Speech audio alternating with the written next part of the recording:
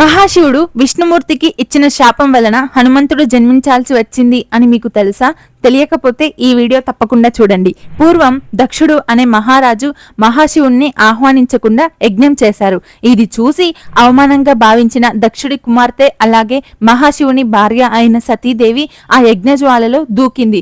అది తెలుసుకున్న మహాశివుడు ఎంతో బాధతో భార్య భౌతిక దేహాన్ని తీసుకువెళ్లి ప్రళయ తాండవం చేస్తున్నారు. అలా తాండవం చేస్తున్న మహాశివుడిని చూసి ప్రళయం వస్తుందేమో అన్న భయంతో తన సుదర్శన చక్రంతో మహావిష్ణువు ఆ దేహాన్ని ముక్కలుగా చేస్తారు. అలా ఆదిశక్తి అష్టాదశ శక్తి పీఠాలుగా వెలిశాయి.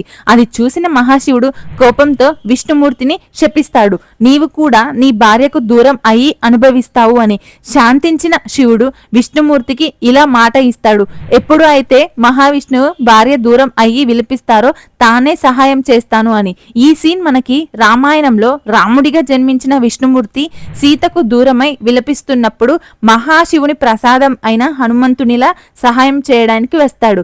వీడియో నచ్చితే షేర్ చేసి సబ్స్క్రైబ్ చేసుకోండి. Thank you for watching. Thank you.